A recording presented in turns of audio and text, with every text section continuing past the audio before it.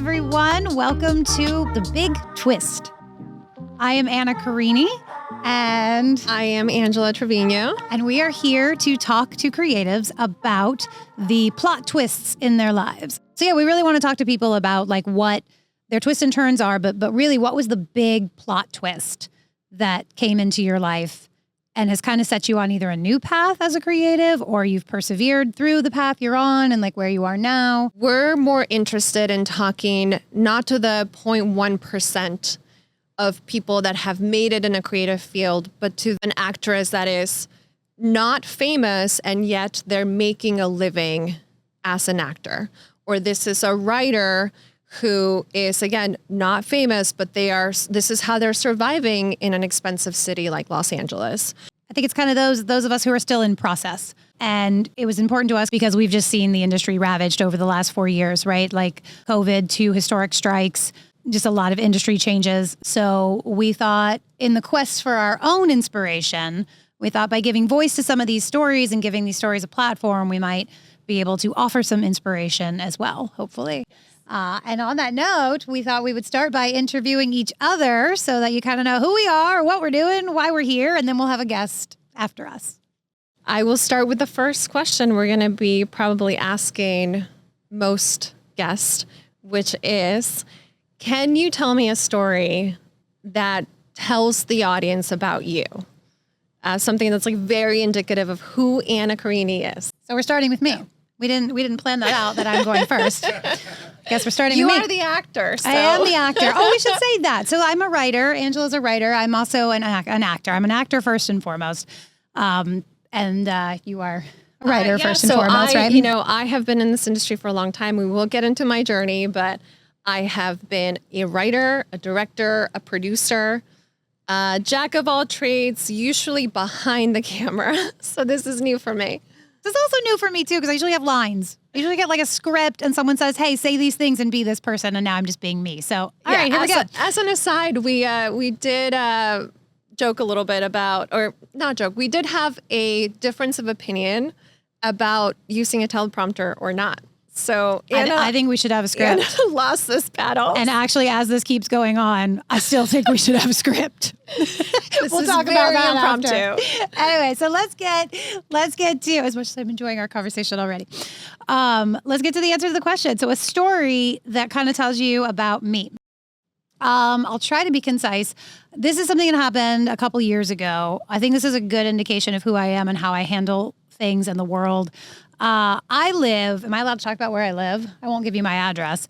General vicinity, I think is fine. Neighborhood is fine. Well, I like giving this neighborhood because a lot of people don't know it. I live in Beechwood Canyon, which is one of my favorite neighborhoods in Los Angeles. It's basically in Hollywood. It's just north of like Franklin, if you know this area. Now we're the Californians. Now I'm becoming the Californians. Anyway, it's up in the Hollywood Hills under the Hollywood sign. I'm not really in the hills. I'm way low, but I will walk up into those hills all the time. And I love hiking up there and looking at houses. I love looking at real estate that I can't buy. And so I was out with my partner one day for a walk, and there's 2 main streets that go up into the hills right there under the Hollywood sign. It's Beechwood and Gower. And people drive like maniacs up there because the people who live way up in the hills, like it takes them forever to get up and down, right? I kind of get it. It's like 20 minutes to get up and down. So they'll drive fast. Anyway. There were some street closures on Beechwood, and you couldn't go down Beechwood. So everyone was getting routed down Gower, which is a much smaller street, including the Dash bus. Although I don't think this was supposed to happen. I think it was a new bus driver who came up Gower, tried to turn down a side street to get to Beechwood, and just got jammed. She's just completely on an angle. She's blocked the entire intersection. So now the one main street that people can get up into the hills and get down from the hills is completely blocked. And my partner and I walk by this, and I see cars starting to back up. And then I see on the front side of the bus, there's a guy his Tesla is right in front of her, and he's out of his Tesla and he's yelling at her. And there's all these cars starting to, pile up behind. And I'm standing there and I'm just like, I have to do something. I cannot just leave this. This is going to turn into an absolute madhouse. And my partner's just walking along, and he just looks at me and he's like, you're not going to leave us alone, are you? You're not gonna, and I was like, nope, I gotta do something. So he was like, let me know when you're done. And he goes and sits on the corner and just watches. He's like, you do you. So I go up to the bus driver who she's not trusting anybody at this point. Everyone's yelling at her. And I'm yelling to her through the front. I'm like, hey, I can help you do this. I can help you navigate and get you out of this situation. And she's just like rolling her eyes at me. Sure, right? Who am I? So I tell the Tesla guy, get in your car. There's a spot you can pull over. You can park on the side. You can parallel park where a bunch of other cars are parked on the side of the street. There's room for you. And he turns around and looks at me and he says, well, she wants the whole street. She wants all of these cars moved and we don't know where these people live and we can't get them. And he's just yelling. And I said, well, she's not going to get the whole street. She's not going to get the whole street. We're going to solve this problem the best way we can. First things first is you need to get in your car and pull over into that spot right there. And y'all, he just does. He just gets in his car, pulls right into the spot. So now she's got a little room to move, a little room to turn. So I get up right in front of the big, huge front of the bus and I start, telling her, you can come this way. You've got this much room, pull this way. And she's staring at me like, woman, get out of the middle of the road. Who do you think you are? She's probably like, I don't even know, so upset. But she starts listening to me and she starts trusting me and she's going really, really slowly. And I'm navigating her through this really tight side street where there's cars parked along all the street. She's going so slow. I'm walking down the middle of the street, just backing up. Like people are watching from their doorsteps. It was the craziest thing. And I get her through. I get her all the way through and she just takes off. Good for her. And I turn around. And if I could explain to you guys the level of traffic that was backed up everywhere. It was so, so bad. And there's this, right on the corner, there's this huge utility truck and these city workers are all like hanging out the window. And they all just look at me and start going. And I give them a little curtsy. My partner gets up and we go on with our walk. And all of these cars start flowing through and we start heading up Beechwood. And so I see that the line of traffic is like, I don't even know how far it was. It was so, I could not have walked away from that. Somebody might have killed someone. It was, I feel like that's a story that tells you a little bit about me. You're basically a problem solver and the kind of person that does not let a catastrophe happen. You step in.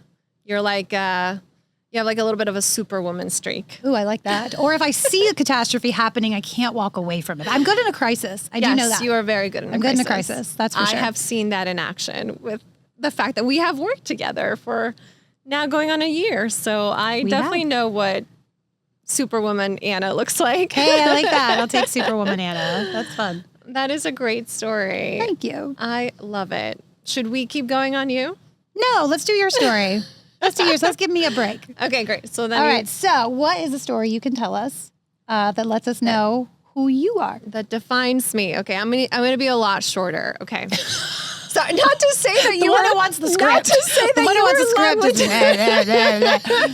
long-winded. Sorry, I did not mean to say that Anna was long-winded. I'm sure you didn't. I am just not as great as you at telling stories, so I'm gonna keep it short.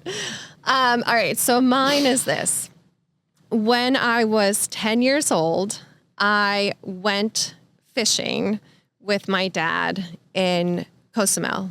It was my dad, my mom, my brothers. We were oyster fishing. And I love to swim. I used to be in a competitive swim team when I was a kid. And we were pretty far from shore, but I wanted to swim to shore. And so I told my parents, and they were like, you're crazy. You are not going to jump off this boat. We're not letting you. And I was like, I've heard that, and I don't accept it, and I'm going to do it anyway. So I jumped into the water, and I swam all the way to shore. And it was maybe a mile and a half. And then I remember waving at them from shore, being like, look, I did it. Yay. This is me. I am basically adventurous. And I think that there's something in me where if you tell me I can't do something, then I'm going to want to do it even more. So I have seen there's that. a bit of a strong-willed determination there that comes out here and there. And I'm sure Anna can tell you other stories where this has happened. I love to run uphill. That's another, I think it tells you a little bit about me that I will put myself in situations where I test myself to the limit. I'm about to run a half marathon, yada, yada. So I think that also plays into being in this industry. I've been in this industry for a long time. And part of the reason why I've been able to stick it out is because I have such a high tolerance for pain. And I always say that this industry is not a sprint, it is a marathon. And that's the other part of it that I think, I think that personality trait bodes well with working in this particular field, in the world of TV, YouTube, you name it. Were you shorter than me? You told 3 stories. Oh, shit. You told 3 stories. Oh no. I'm just giving you a hard time. Okay, I was maybe a tiny, okay, Gavin, who was, who won? Anna was a little bit longer. I'll take it. Okay, good. Well, thank you for that, Gavin. Yeah, I was actually going to tell another story, and then I was like, okay, now I'm being too long-winded. Oh, no, you can tell another one. I'm just giving you a hard time. This is another thing about our friendship, and I need to be careful. Is that like we give each other, I give you a hard time, that's for sure. No, I do too. This is also what this podcast is going to be. It's fun. a lot of like giving each other a hard time. All right, I think we should go on to the next question. And the next question is, can you tell me a little bit about your background? Like, who was little girl Anna, and how did she get to where you are now? Oh, wow. Did we talk about this question? No, this is me like making it up on the spot. I have plenty more. Don't you worry. Great. Okay. No, I'm excited by that question. Little girl Anna. Well, as you were talking about like swimming, being a competitive swimmer, I was a competitive runner. I was really, really fast. I weirdly was like really good at track and field and was a sprinter. I was very, very quick. I actually got my first boyfriend by beating him in a race. I was in 1st grade. He was in 3rd grade. And we were out for PE. I don't even know if we do this anymore. Do kids even have PE? Do you go out and run? And we were like racing and running, and he and his classmates were racing my grade that was out at PE. And I'd always had a big crush on him. I thought he was so cute. And I saw him. I was like, oh, he's going to race me, and I'm going to kick his ass. And we get up to the line, and I did. I kicked his ass, and he came up to me, and he was like, whoa, you're so fast. And I was like, yeah, I know. And the next day in the lunchroom, in front of everyone, he came up to me and was like, will you be my girlfriend? And everyone was like, he's in 3rd grade. You're in 1st grade. So there's a little bit of who little girl Anna was and still is. How did I get here? Oh my God, I don't know. I have a background in theater. I always knew I wanted to be an actor, even though really I just wanted to like travel. I thought I'd always be I always wanted to be an actor. I mean, in terms of like school, I didn't want to like pursue a degree in acting. I wanted to just like move out of the Southeast and go to school somewhere else. And I did. I went to school in Colorado and ended up going to Chicago and coming up in the Chicago theater scene and studied there and started a theater company there and was an artistic director of a theater company for a number of years and I wrote my first play because I just felt like there wasn't roles for women that I wanted to play and didn't see any that I wanted my friends to play or that they wanted to play. So I thought I'll just write them. That went really well for me. Decided I wanted to keep writing. And then, you get to a point sometimes where you're like, you got to take things to another level. So I came to LA with all of my Chicago friends. So like we all moved out here in a number of years, like over like a 5 or so year period. So I kind of had a built-in community, which I feel very, very lucky for because LA can be such an isolating city.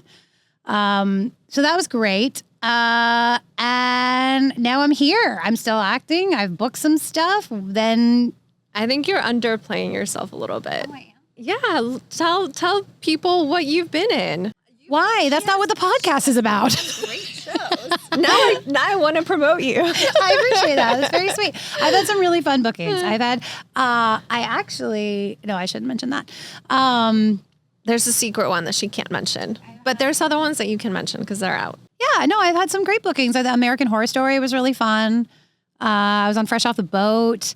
I've been in Goliath. I had a recurring role in Goliath, which was really fun. Billy Bob Thornton was amazing to act with. What else have I done? I don't know. Those Put me on the spot. The major ones. Is that good? Yeah, I'm glad you hit those.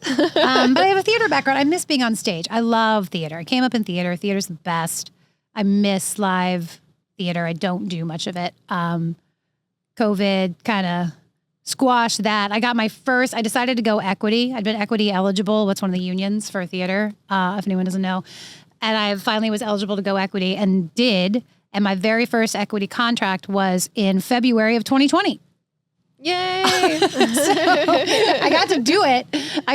And then everything locked down real quick. Then the world shut down. And then the world shut down. That's great, Anna. Are you going to answer the same question? Can you please tell us where you're from? Did you say that? No, I didn't. I'm from Atlanta, Georgia. That's it. Great. Got it on camera. I didn't come with any surprise questions for you. I suck at this. We have one more that you are prepared for.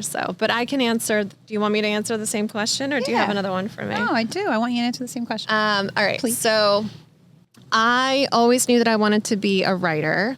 When I was a little kid, I would write my grandmother poetry. And then I thought I wanted to be like Hemingway. I wanted to be a novelist by night and a journalist by day. I went to school thinking I was going to be a political journalist. And then I took my first film studies class and I did a U-turn. And all of a sudden I was like, whoa, film is actually an art form, not just entertainment for the masses. And I started to expose myself to great films, you know, Citizen Kane, Truffaut, like you name it. And all of a sudden I was like, I think I want to do this. I walked into my first film set and that's what sealed the deal for me, that I saw the collaborative spirit of working on a short film. From there, I moved to LA and I've done my share of jobs in the industry. I started out by working as an assistant at William Morris Endeavor. I worked at a management company. I also worked in below the line production, which means working on sets and working your way up from PA to coordinator to production manager, eventually producer, director. After working in below the line production, I worked a couple of years in branded content that culminated in, you know, filming a short film in Italy for like $130,000 for Cornetto ice cream. And it was like my dream. I was living a dream. Amazing. Like I was living in Positano Amare and like getting like these amazing cappuccinos every morning and then going to set and scouting, and I loved it. But I think after a few years of working in branded, I was like, oh, this is close to what I want to do, but not quite, because I didn't want to sell products for a living. So eventually I wanted to find my way into a TV writer's room. So I ended up leaving a cushy producing job to go be a writer's assistant on a BET show. And I worked my way up from writer's assistant to co-writing an episode of television for BET, to eventually staffing on a show for Max. And it was a mini room, so it didn't actually end up airing. And then I ended up doing a bit of a stutter step where I went back to being a writer's assistant, and then I staffed again on Kung Fu for the CW. And that was the last TV show that I wrote on before it got canceled during the strike. So we'll talk more. We'll talk more in this format and on this show about how the strike has affected this industry. I think a lot of people will have a lot to say about that. It's definitely going through a contraction period, but it doesn't mean that you lose hope and leave the industry. I think there's still a lot of jobs to be had if you stay optimistic and persistent. So anyway, that's been a bit of my journey. And when I'm not in a TV writer's room, like right now, I work as a producer to make a living. So that's actually how Anna and I met, currently working for Donut Media. So We didn't meet here. Well, actually, no, we met in a hiking group.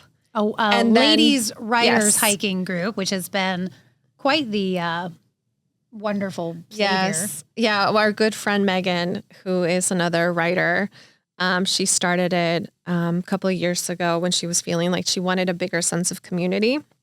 And that definitely has been the case for us in that group. I feel like, it's just a bunch of us writers, like very like introverted people that somehow find a way to be extroverted with each other, and it works. And we go on these like 2-hour long hikes, and we just, share stories, and then that's it. And then we get in our cars, and sometimes we go have lunch. And one time we went to Big Bear for a little outing. So that was great. So that's how Anna and I met.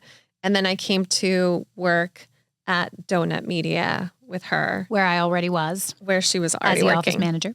Yes. And in Big Bear, talking about extroverted versus introverted, I enjoyed this story.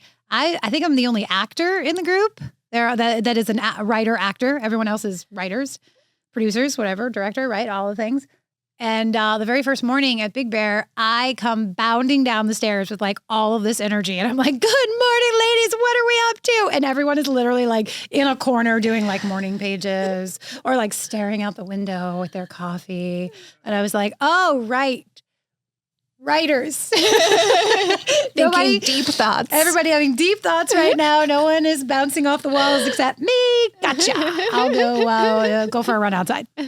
I love that story. That story says a lot about you, actually. I think it does. So I think that answers the question. Yeah. And I grew up in a small town in Mexico.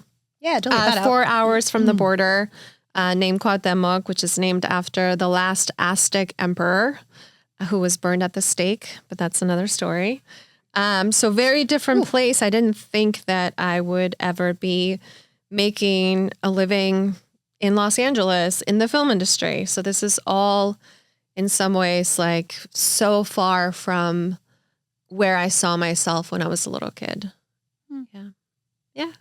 That's interesting. It's been a roller coaster, but I'm good with how it's turned out. That's so what far. This industry is. That's why we want to talk about it. I think it's a roller coaster. I think like a lot of people feel that way, right? And especially absolutely now. And that's the roller coaster ride is what we want to focus on in this podcast, which leads me to my next question.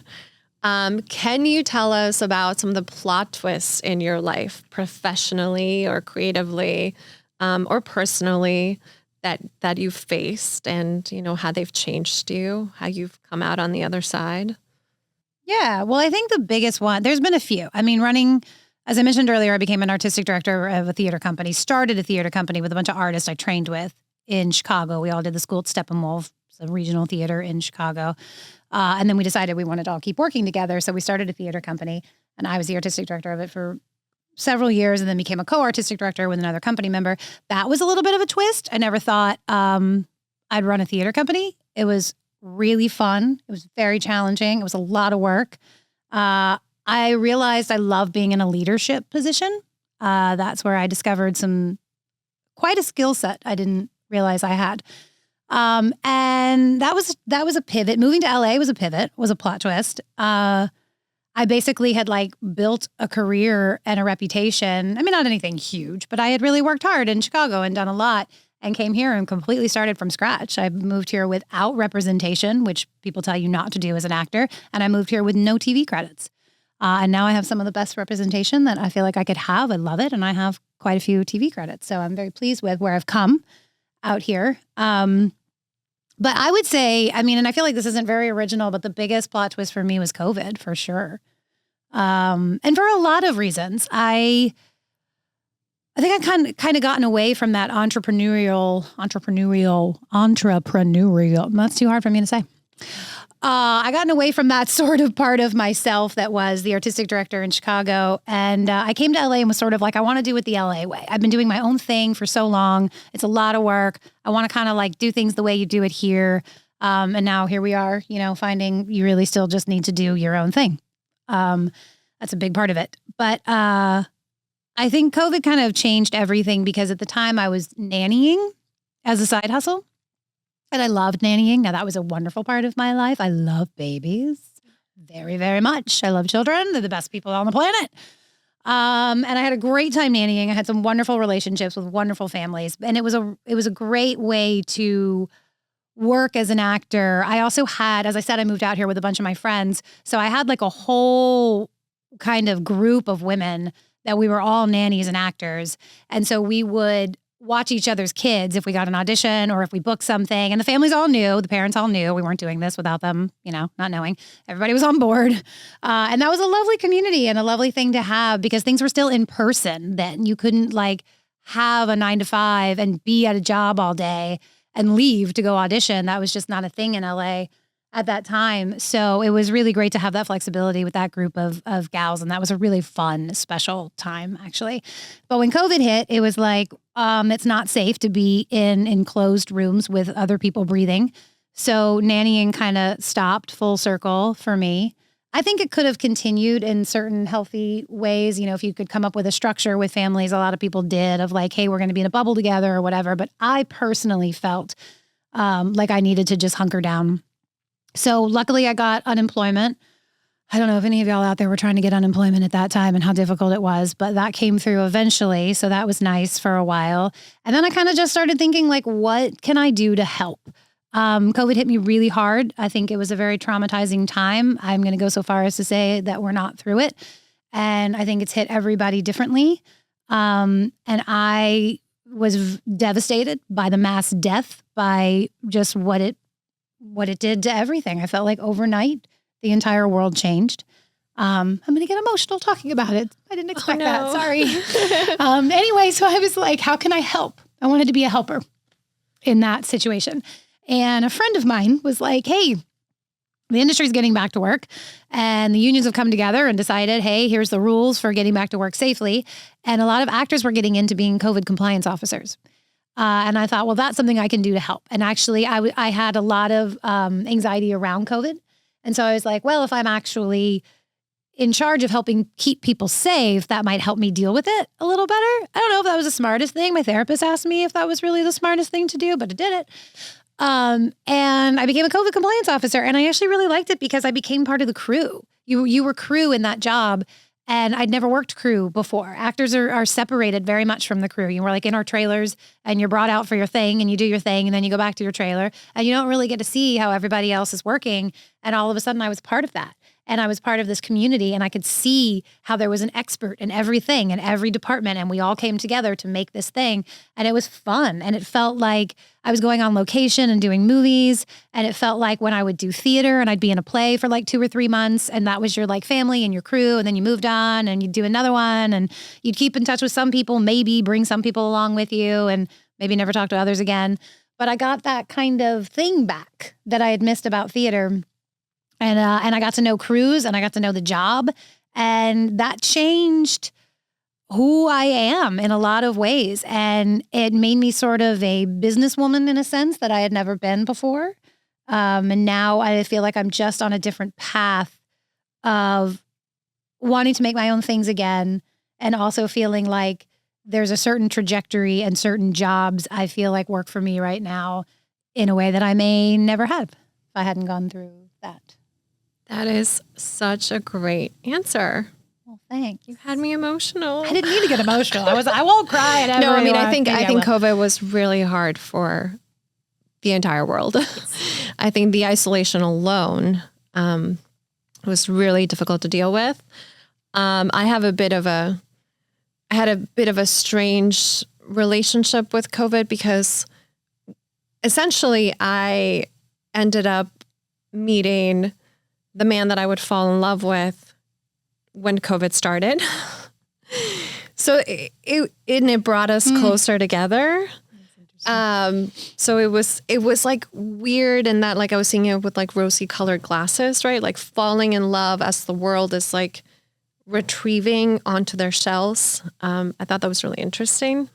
But had I not been in the process of falling in love, I would have probably had a much more negative view of it. Because even then it was hard, but it was ameliorated by that for me.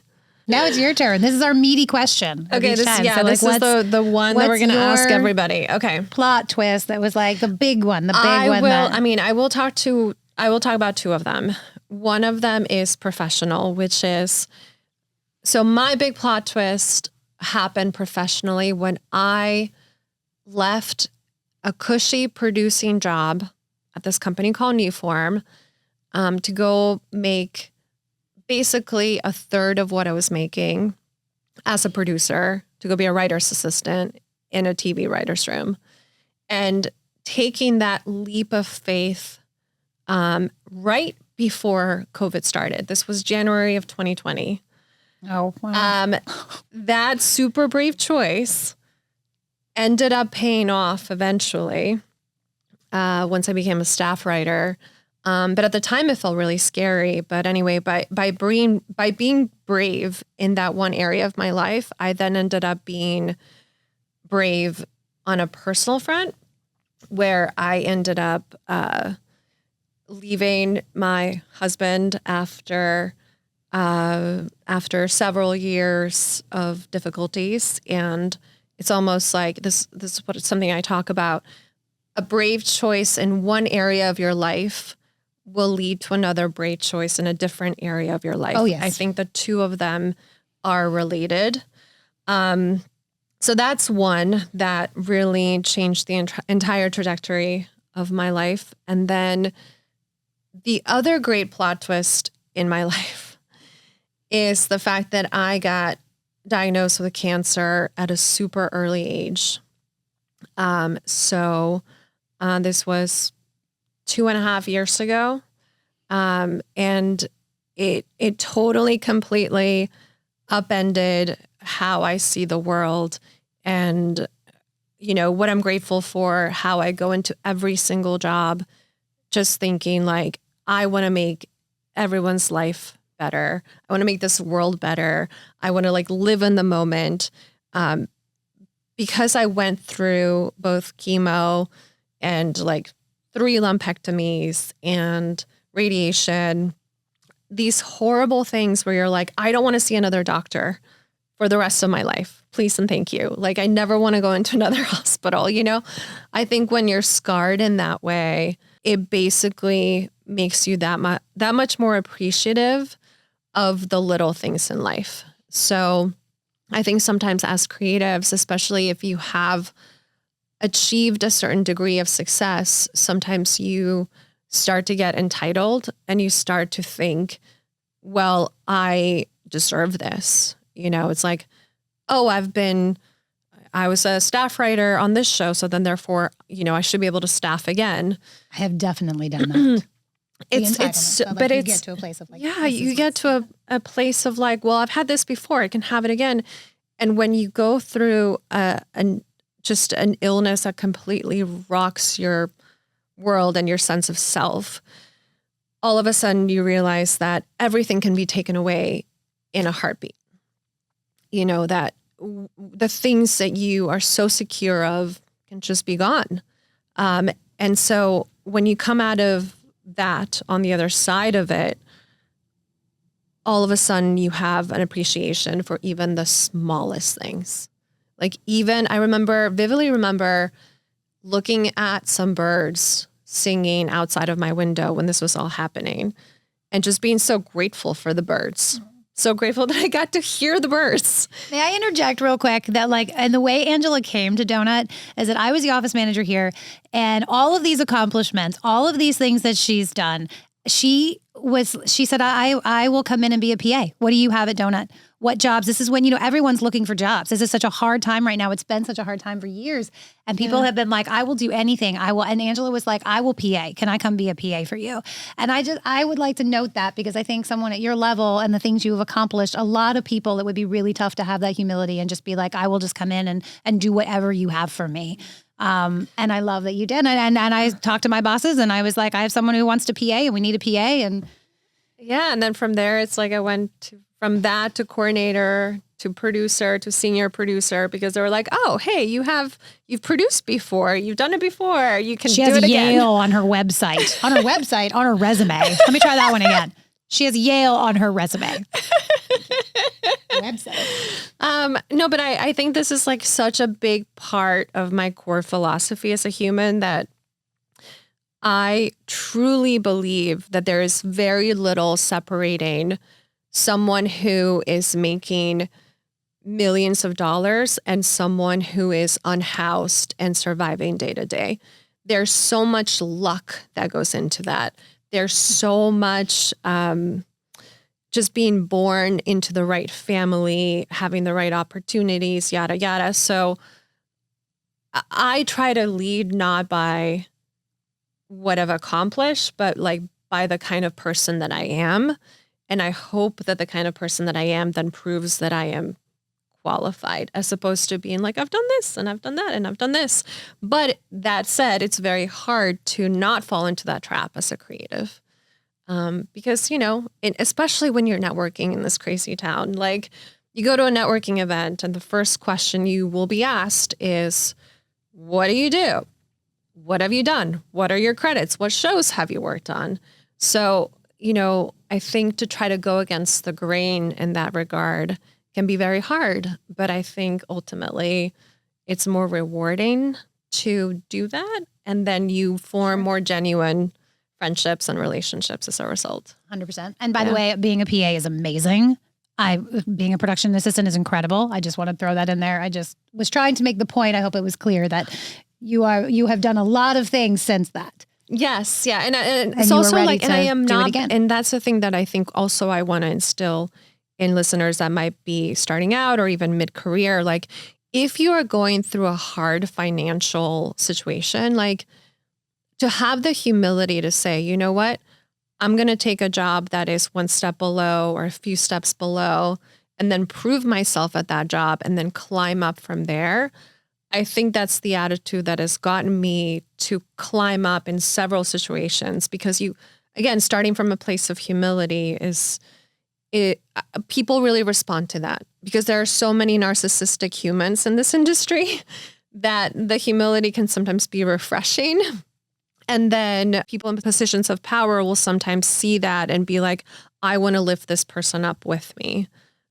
So that's my approach to success in the industry, even though I don't know if I'm actually successful, but I think that is that's my 2 cents advice.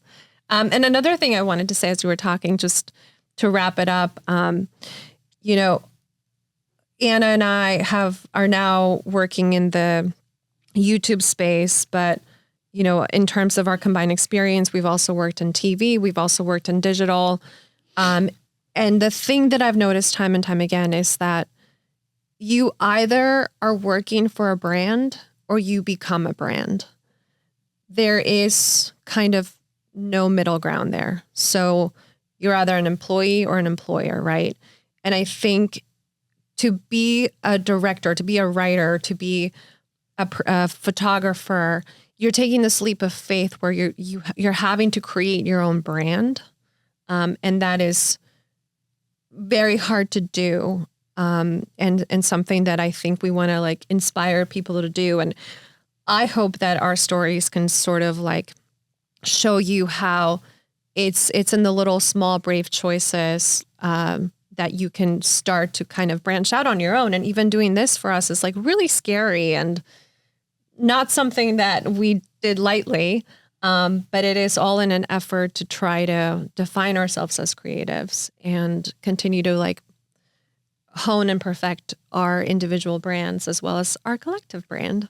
Your version, Pot Twist. Yeah, your version of you're a brand or you work for a brand is more like my dad always told me growing up. He was like, you need to be Anna Inc. That is what you got to do. Anna Incorporated. How do you do that? And I was like, well, being an actor is that, but there's just, there's so much more to it. But that's my version of that. Yeah. Well, we're going to basically wrap it up here soon. I'm like checking the watch as I'm looking at Gavin, our producer. Thank you to our fabulous helpers, Shin and Gavin. Thank you so much for being here with us. You guys are amazing. Oh, okay. I thought it was longer than that. Wow. It kind of blew by. I felt like it was way longer than that. Okay. What are you curious about? Either intellectually, or is there something that you're writing about that you're excited to delve into creatively? Like, can you give me a little bit of a window into your creative process? Yeah. I mean, if we want to go there right now in the very first one, Yeah, the way I write is very like we're very different, and you write procedurals, and I write very character driven dramedies, like dark comedies, pretty dark comedies. And I start with, I think that's from being an actor. I like to start with, actors. I love talking to writers about an actor becoming a writer because one thing actors really know is dialogue, and they know when writing is good. You can read a script and be like, this is authentic and this is real. And actors are really good at being able to pinpoint that.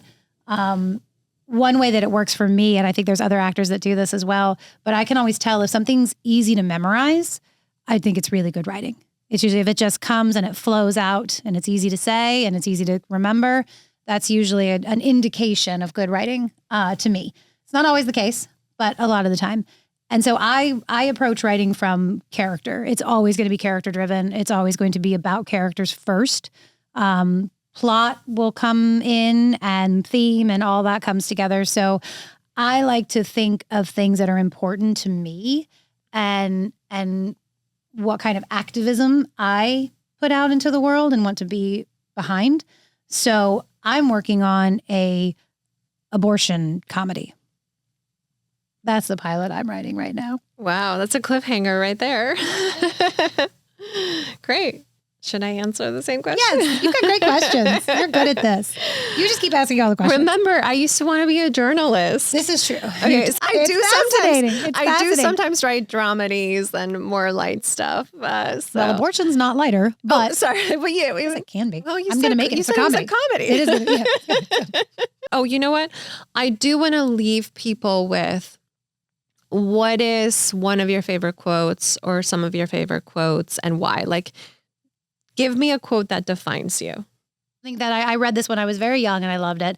And it was, what do we live for if not to make life less difficult for each other? I love that. I love that too. So that one much. Stuck with me for a very long time. George Eliot. That is great. Mine. What's yours? I forgot who said it, but it's super short. And I basically have it seared in my brain. And my quote is, divorce yourself of the outcome. I think that every creative has to live by those words because we get too attached to what we're writing or what we're creating, and we want it to be perfect.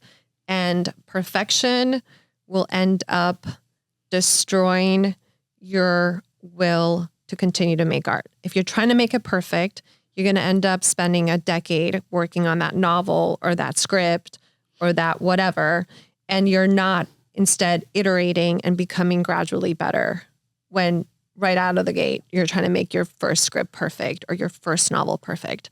So by divorcing yourself of the outcome, you can therefore create more art and then become better and better organically over time. Well, thanks so much for listening. Please subscribe. It really helps the channel more than you know. Links are below. We're going to be on Spotify, Apple, wherever you listen to podcasts. Yay! Thank you so much for listening.